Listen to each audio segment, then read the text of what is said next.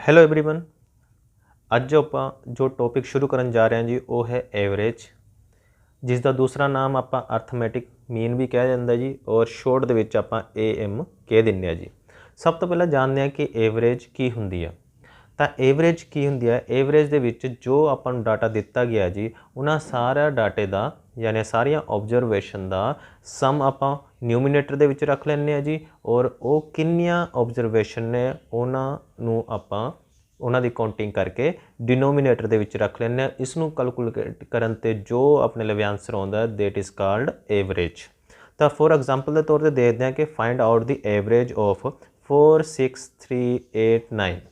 तो इन्हां सारिया डाटा जो दिता गया सारिया ऑब्जरवेशन जो दी गई ने इन्हां सारिया का सम कर लो 4 6 3 + 8 + 9 अपॉन टोटल किन्ने ने 1 2 3 4 5। तो 5 ने 5 नीचे रख दो जी।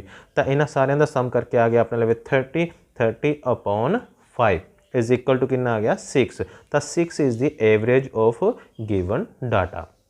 नैक्सट है जी जो वेरी इंपोर्टेंट पॉइंट ने जी ये याद रखने ने sum of the natural number. Sum of the natural number जो आप कुछ नेचुरल नंबर फॉर एग्जांपल के तौर पर ये अपने n तक किया गया तो 1 + 2 + 3 + 4 + 5 + 6 एंड सो ऑन अपन 10 तक सम करन नूं कहता जाए तो आप की करांगे जी। तो जो नंबर दिता गया लास्ट दे विच 10 इंटू इस दे विच एक ऐड कर दो 11 अपॉन 2 जो ये नंबर आऊगा जी 11 5 55 ये आ जाऊगा 1 तो लेके 10 तक नंबर का सम। तो इसकी एवरेज कढ़न कह सकता जी अपन एवरेज इसकी की आऊगी 55 अपॉन टोटल नंबर किन्ने सी 10।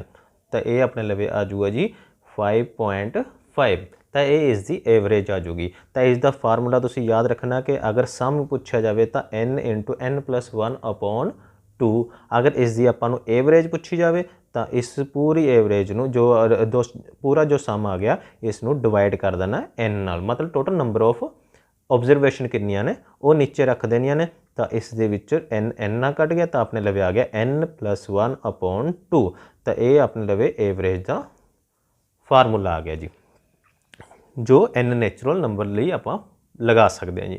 इसी तरह sum of square of n natural number अगर नंबरस का स्केयर किया जाए और उन्हों का फिर सम किया जाए तो उसकी एवरेज की आऊगी। सब तो पहले जानते हैं कि उसका सम की आऊगा। तो उसका सम आऊगा मान लो फॉर एग्जांपल 1 + 2 + 3 इन्हों का स्केयर लगाया गया एंड सो ऑन 10 स्केयर। तो इसका सम फॉर एग्जांपल आप 10 तक ही लेते हैं तो 10 तक सम की आऊगा।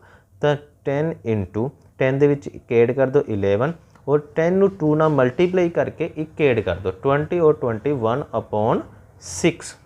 तो ये अपने लिए जो इसनूं कैलकुलेट करके अपने लिए सम होगा फॉर एग्जांपल के तौर पर अगर टेबल से कट्टिया जाए 3 1 3 3 2 6 7 3 21 2 1 2 2 5 10। तो इस दे विच देखो आप अगर मल्टीप्लाई करांगे 11 5 55 और 7 7 5 35 3 7 5 35 35 और 3 38 385 अपने लवे की आ जाऊगा जी सम आ जाऊगा। तो अगर इसकी एवरेज कढ़न कवे आपां नूं तो एवरेज इसकी की आ जाऊगी जी। अगर एवरेज कढ़न कहे 385 अपॉन टोटल नंबर किन्ने सी अपने लवे 10 तो अपने लवे आ जाऊगा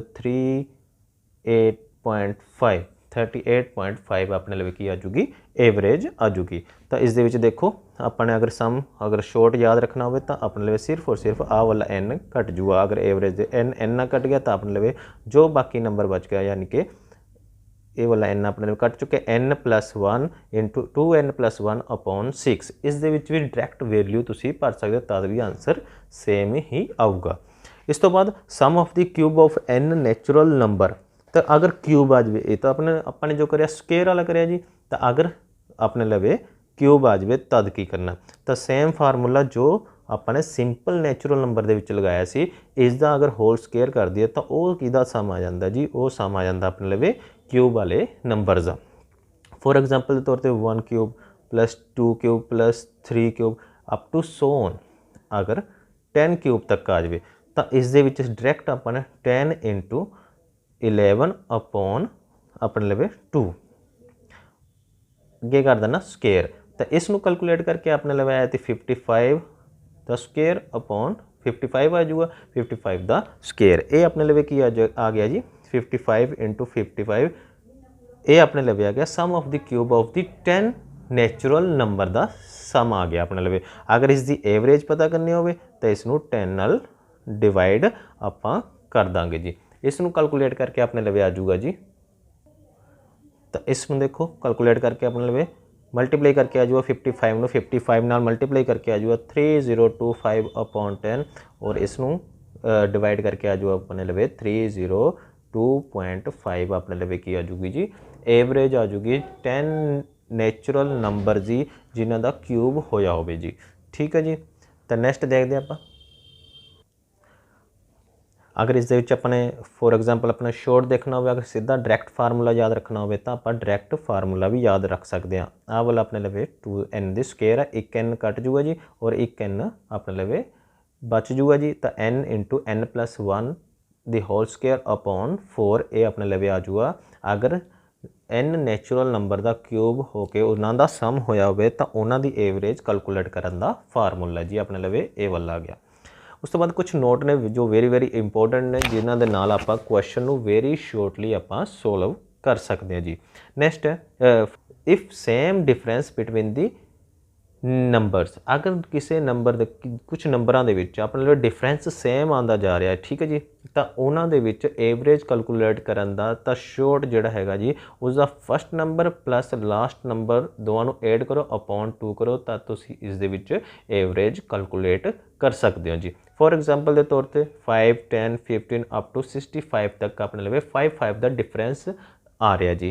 तो फर्स्ट नंबर केड़ा अपने लिए 5, लास्ट नंबर है 65, दोनों नू ऐड करो, ऐड करने तो बाद अपने लिए आ गया 70 और दोनों नंबर अपॉन 2 कर दो तो अपने लिए आ जाऊगा जी 35। तो 35 अपने लिए की आ जाऊगा जी एवरेज आ जाऊगी। अगर किसी भी दो नंबर किसी भी नंबरों के कोई भी जो डाटा दिता गया उन्होंने डिफरेंस सेम आता जी।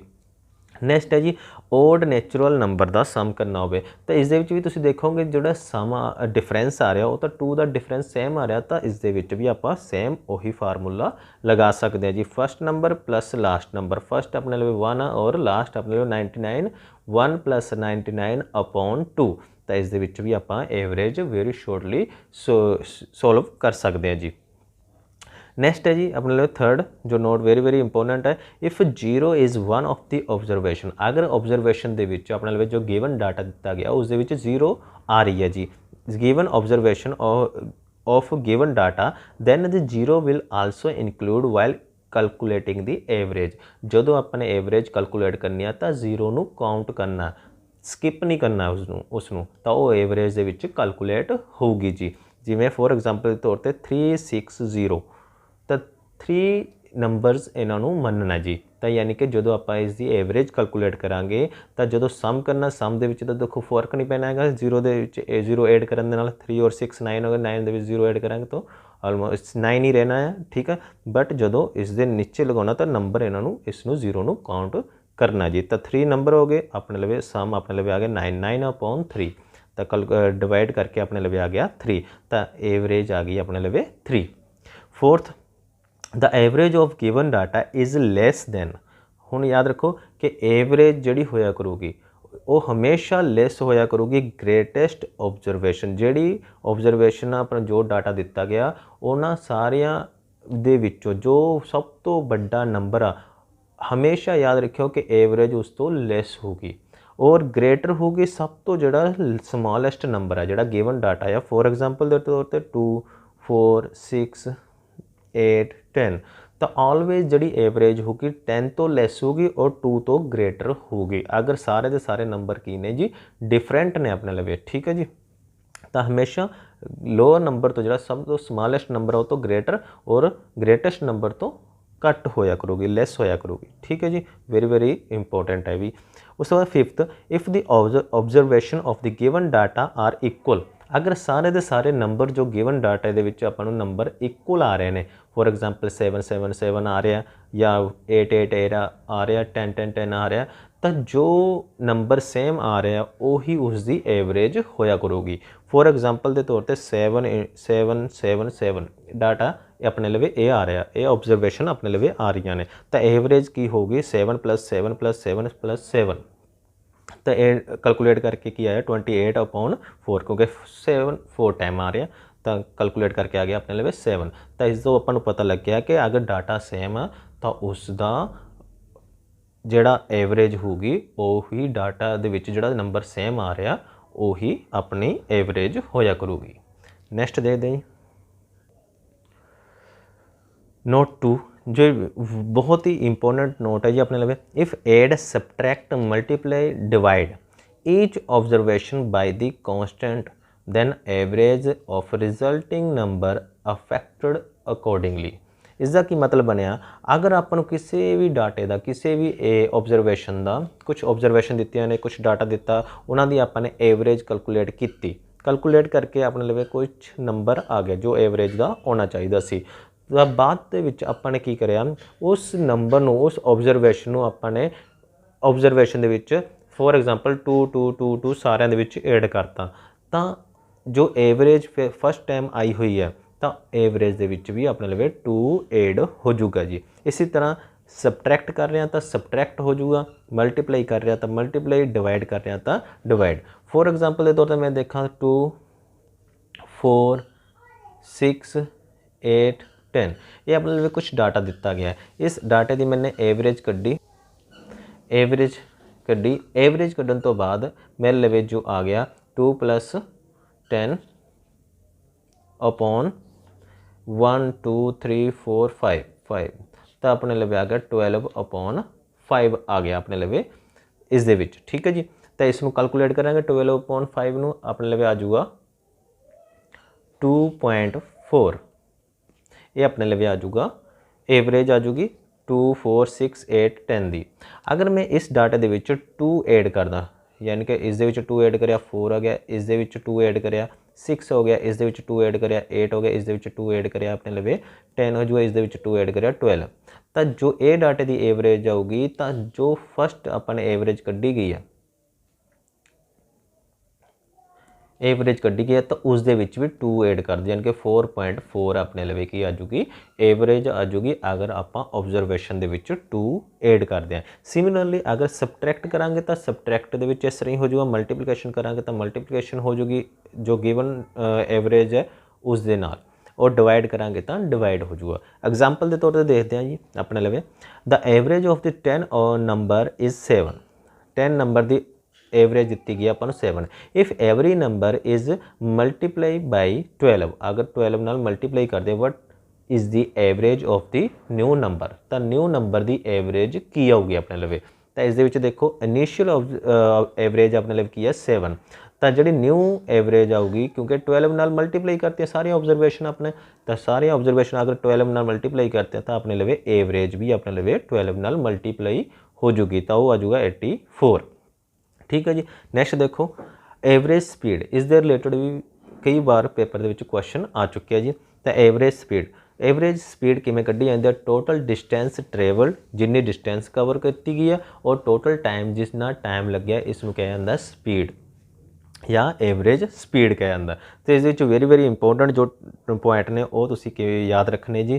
तो इस फर्स्ट पॉइंट है जी, if a person cover a certain distance at speed of a km/h, कुछ वो रास्ता तय करता 1 km/h, मतलब 10 किलोमीटर 20 किलोमीटर समथिंग जो भी अपन दिता होगा जी 1 km/h, and again cover the same distance, वही डिस्टेंस फॉर एग्जाम्पल वो बेक आ रहा वापस आ रहा, पहला रास्ता उन्हें 1 km/h की स्पीड नाल तय करिया थी, और फिर वापसी के उत्ते अपन फॉर एग्जाम्पल मान लो कि same distance at the speed of 20 km/h, then the average speed of whole journey will be, तो उसकी स्पीड एवरेज स्पीड कितनी होगी पूरी जर्नी की।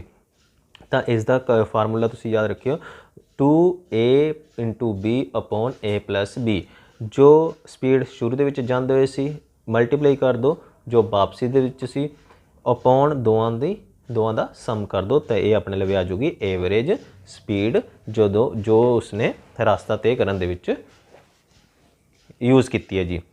इस दे विच एग्जाम्पल देखो, a person cover a certain distance by the car at the speed of 25 kilometre per hour and comes back at the speed of the 40 kilometre per hour. What is the average speed during the travel. उसकी average speed की है जो उसने वो वाली speed उसके travel समय।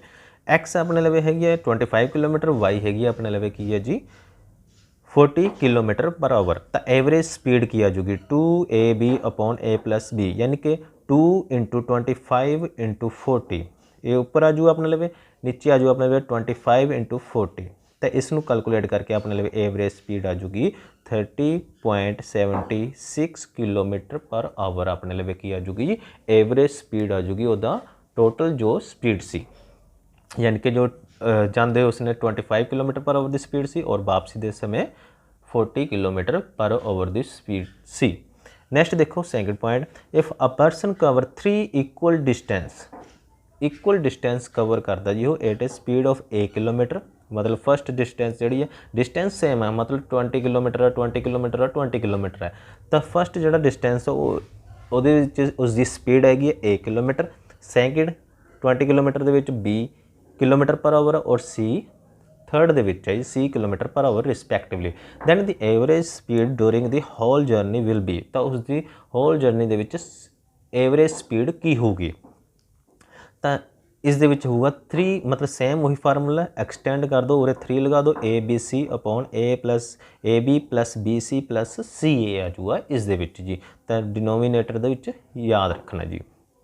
तो इस दे विच देखो एग्जाम्पल के तौर नाल समझने आपां, if a person cover 3 equal distance at the speed of 30 kilometre per hour, 15 kilometre per hour, 10 kilometre per hour respectively, then find out the average speed during the whole journey. तो उसकी average speed पता करनी है जी। ए हैगा अपने लवे 30 kilometre per our, B हैगा 15 kilometre per hour और सी हैगा अपने लवे 10 किलोमीटर पर आवर। तो इस दे विच एवरेज स्पीड की आ जाएगी 3abc upon a b plus b c plus c a. तो देखो 3 × 30 × 15 × 10 ये आ जाऊ अपने लवे ऊपर, दूसरा नीचे आ जाऊ अपने लवे ए बी, यानी कि 30 × 15 बी सी × 15 × 10 प्लस सी ए यानी कि 30 × 10 अपने लवे नीचे आ जाऊ। इसनों कैलकुलेट करन ते अपने लवे आ गया जी ऊपर अपना 3 × अपने लवे सी 3 × 30 × 15 × 10 अपॉन अपने लवे बाकी सी जी 30 × 15 प्लस 15 × 10 प्लस 10 × 30 ये अपने लवे डिनोमीनेटर दे विच सी जी। तो इसनों कैलकुलेट करके आ गया अपने लवे 1500 अपने लवे आ गया जी, और नीचे आ गया अपने लवे आ गया 450 प्लस 150 प्लस 300। तो इसनों अगर कैलकुलेट ऐड करांगे अपने लवे 900 आ गया, ऊपर अपने लवे इस तरह इसनों डिवाइड करने तो बाद अपने लवे आ गया जी 15 किलोमीटर पर आवर की स्पीड आ जूगी अपने लवे अगर इक्वल डिस्टेंस कवर की जाती है डिफरेंट स्पीड के नाल जी। तो इसनों कैलकुलेट करने का फार्मूला तुसी शॉर्ट याद रखियो 3abc upon a b plus b c plus c a. तो ये ਆਪਾਂ इस दे नाल एवरेज कैलकुलेट कर सकते हैं जी वेरी शॉर्टली। नैक्सट देखो third point, if distance p is covered with the speed x। अगर p डिस्टेंस कवर करी जाती है x स्पीड के नाल, यानी कि x किलोमीटर पर आवर की स्पीड मान लो, डिस्टेंस q दूसरी डिस्टेंस जी कवर की जाती है अगे कवर करी जाती है cover by with the speed of y kilometre per hour दी। इस तरह का क्वेश्चन कई बार पेपर के पूछा जा चुका जी। दैन एवरेज कि बराबर होगी, तो जस्ट तुसी डिस्टेंस नूं तक एड करना p प्लस q एड कर दो अपॉन नीचे की करना या p अपॉन x, यानी कि डिस्टेंस नूं डिवाइड कर दो स्पीड दे नाल p upon x plus q upon x। तो ये इसनों कैलकुलेट करन ते जो थोड़ी वैल्यू होगी वो थोड़ी एवरेज होगी जी। एग्जाम्पल के तौर पर एग्जाम्पल के नाल समझने जी, a person cover 20 kilometre distance with the speed of 5 kilometre per hour, then the cover the next 15 kilometer with the speed of the 3 kilometer per hour. Find out his average speed for the whole journey दे विच उसकी average speed की होगी। तो इस दे विच formula याद रखो, डिस्टेंस कितनी है 20 किलोमीटर प्लस 15 किलोमीटर, तो 20 प्लस 15 अपने लवे न्यूमीनेटर दे विच है, जो डिनोमीनेटर दे विच 20/5 और 15/3 डिवाइड करने तो बाद अपने लवे आ गया 4 + 5, 35/4 + 5 कितना हो गया 9, तो 35/9 डिवाइड करने तो बाद अपने लवे आ गया 3.89 किलोमीटर पर आवर। ये अपने लवे आ जूगी जी एवरेज स्पीड। फोर्थ पॉइंट जो वेरी इंपॉर्टेंट है जी, if a person cover p part of the total distance with the speed of x kilometre per our, q part of the total distance with the speed of y kilometre per our, तद की होगा जी, तद अपने लगे होगा यानी कि total speed ਆਪਾਂ ਕੀ ਕਰਾਂਗੇ 1 ਮੰਨਾਂਗੇ। एवरेज स्पीड की होगी 1/p/x, मतलब टोटल डिस्टेंस ਦਾ p/x + q/x, तो इसनों यानी कि पूरी जी टोटल डिस्टेंस है उन्होंने 1 मन के चलांगे। तो राम एग्जाम्पल के तौर पर देखते हैं, Ram travel by car and cover 1/4 of his journey with the speed of 10 kilometre per our, 3/4 of the journey with the speed of the 5 kilometer per hour. What will be the average speed of the Ram for the whole journey? तो average speed उसकी की होगी जी। तो इस देखो average speed is equal to 1/4 into 10, यानी कि अपने लिए P की है जी, अपने लिए डिस्टेंस जो कवर करिए 1/4 करिए किन्नी 10 किलोमीटर पर आवर की स्पीड के नाल, तो 1/4 अपॉन x है, x की वैल्यू कितनी अपने लिए 10, तो 10 ना मल्टीप्लाई करता 4 × 10 हो जाऊ 1/4 × 10 प्लस 3/4 जी डिस्टेंस कवर करिए कितने स्पीड के नाल 5 किलोमीटर पर आवर की स्पीड के नाल, तो 3/4 × 5, तो मल्टीप्लाई करके अपने लिए जो आ गया 1/140 प्लस 3/40, तो इन्होंने दोनों का आप एलसीएम लवांगे कितना आ जाऊ अपने लिए 40 आ जाऊगा, और उपर अपना जो एलसीएम लवांगे 40 1 प्लस 22 आ जाऊगा, 2 ਨੂੰ 3 ਨਾਲ मल्टीप्लाई करना 6 और 1 कितना जो 7 और अपॉन 14 चला जाऊगा ऊपर, तो इसकी जो एवरेज आ जाएगी 5.71 किलोमीटर पर आवर इसकी स्पीड आ जाएगी जी। तो यह वेरी इंपोर्टेंट टॉपिक है जी। आई होप थोड़ा समझ आ जाऊगा जी। Thank you.